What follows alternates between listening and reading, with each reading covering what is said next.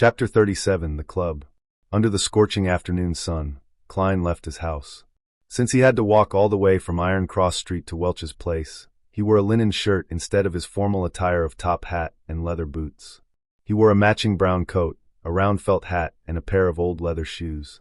That way, he did not need to worry that the stench of his sweat would contaminate the rather expensive suit. As he went down Daffodil Street, he strolled toward Iron Cross Street. When he passed by the square around the corner, he subconsciously took a glance. The tents had already vanished. The circus troupe from before had left after finishing their performance. Klein originally imagined the animal trainer, who had helped him tell his fortune, to be a hidden expert. He believed she had purposely appeared to guide him after discovering something unique about him, and that she would meet him and provide hints for the future. However, none of that happened. She left for the next stop in the tour with the circus troupe. How can there be so many cliched tropes? Klein shook his head while grimacing a smile. He turned toward Iron Cross Street. Iron Cross Street was not characterized by just a single street. Like its name suggested, it was formed by two roads that crossed each other. With the intersection at its core, it was split into Left Street, Right Street, Upper Street, and Lower Street. Klein, Benson, and Melissa previously lived on Lower Street. However, the residents living at his former apartment and the surrounding area did not think of the area as Lower Street. Instead, they created the term Middle Street. By doing so, they made a clear difference between those staying there and the poor who lived 200 meters down the road. There, a bedroom was occupied by 5 or 6 people, and sometimes even up to 10. Klein walked along the periphery of Left Street as he let his mind wander. He recalled the Antigonus family's notebook and how it was missing. He thought of its importance to the Nighthawks and thought of the deaths that resulted from it. His heart slowly turned heavy as his face turned ashen. At that moment, a familiar voice sounded. "Lad." "Oh." Klein turned his head curiously and found himself by Smiron Bakery's entrance. Mrs. Wendy with a head of gray hair was greeting him with a wave and a warm smile. "You don't look very happy?" Wendy asked genially. Klein rubbed his face and said, "A little." "Regardless of your worries, tomorrow will always come," said Mrs. Wendy with a smile. "Here, try out my newly created sweet iced tea. I'm not sure if it suits the palate of the locals." "Locals? Aren't you one, Mrs. Smiron?" Klein shook his head in amusement. "Trying out something means it's free, right?" Wendy Smiron raised her chin a little and said, "You guessed right. I'm actually a Southerner. I came to Tingen with my husband, but that was more than 40 years ago." "Heh. Back then, Benson was not born yet. Even your parents did not know each other. I've always been a little unaccustomed to the dietary preferences of Northerners, and I'm always missing my hometown's food.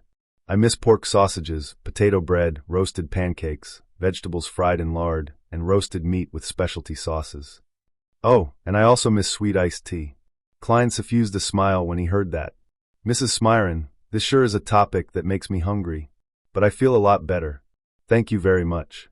Delicacies can always cure sorrow." Wendy handed him a cup of brownish-red liquid. "This is sweet iced tea I made according to my memories. Try it and tell me if it's nice." After thanking her, Klein took a sip and found it resembling iced black tea from Earth. However, it was not as stimulating. The taste of tea was stronger and felt more refreshing. It instantly expelled the heat brought by the burning sun. "It's excellent," he marveled. "That puts me at ease." Wendy smiled with squinted eyes as she watched him finish the cup of tea in a genial manner. After chatting with Mrs. Smiron about his moving, Klein returned to the street he was most familiar with. There were far fewer street-side hawkers in the afternoon. They gathered again after 5:30. The ones that stayed behind looked drowsy and listless. The moment he entered the area, Klein's heart suddenly felt overwhelmed by darkness. His heart felt heavy, down, and gloomy for an inexplicable reason. "What's happening?" He sharply sensed something wrong about himself. He immediately stopped and observed his surroundings, but did not see anything strange. After some thought, Klein raised his hand and tapped his glabella like he was thinking. The extent of his vision immediately transformed. The auras of the hawkers and pedestrians all appeared. Before Klein could observe the colors of their health, his attention was pulled away by the colors that represented gloominess. He was unable to determine the exact thoughts of the observed, but the despondent, apathetic, and gloomy impression was deeply carved into his heart. As he surveyed the area, he realized that even the sun could not disperse those dark colors. It was a sense of gloom that tainted them from years of repression. Upon seeing this, Klein instantly understood the reason.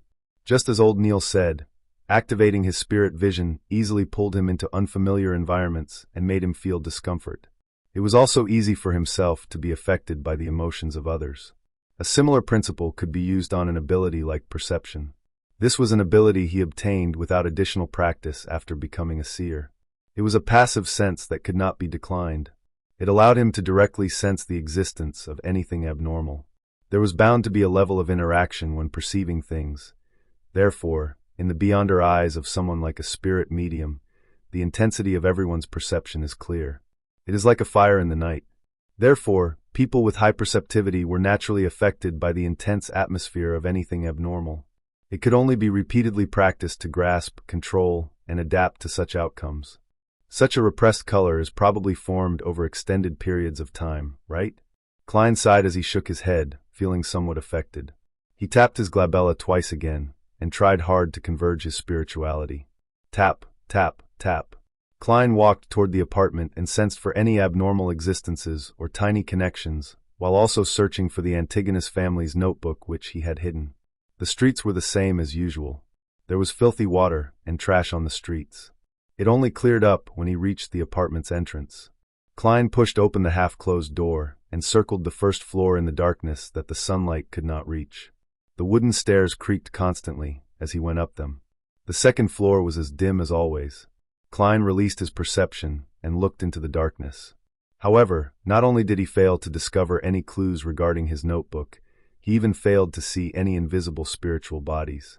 If it's so easy to encounter them, most ordinary people would not have already sensed the existence of extraordinary matters, Klein sighed in reflection.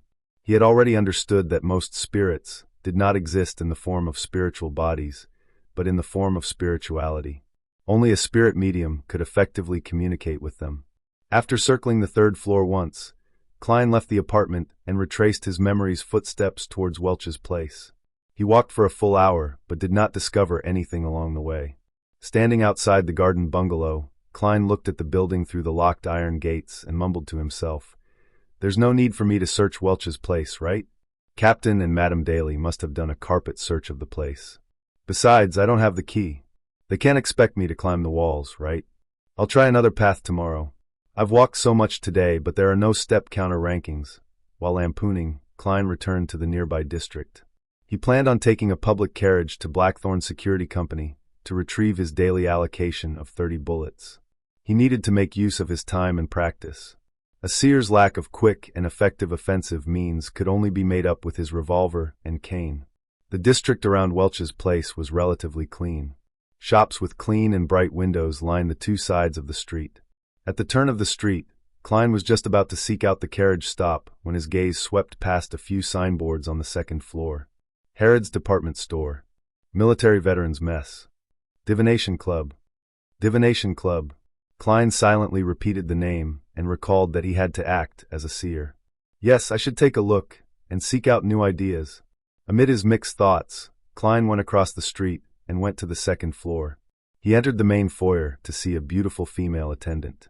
The woman with coiled brownish-yellow hair sized up Klein before saying with a smile, "Sir, do you wish to have your fortune told, or do you wish to join our club?" "What are the conditions for entry?" asked Klein casually. The woman explained with great familiarity. "Fill in your particulars and pay an annual membership fee. The first year is £5 and subsequent years will be £1 a year. Don't worry, we are not like political or business clubs which allow entry through recommendations from formal members. Members can freely use the club's meeting room and various divination rooms and tools. They can enjoy the coffee and tea we provide and read the newspapers and magazines we subscribe for free. They can buy lunch, dinner, and alcoholic beverages at cost price, as well as education materials and materials needed for divination. In addition, we invite at least one famous fortune teller to lecture every month to answer any questions. Most importantly, you can find a bunch of friends with the same hobbies and have an exchange with them. It sounds pretty good, but I do not have the money." Klein gave a self-deprecating smile before asking, "Then what if I want my fortune told?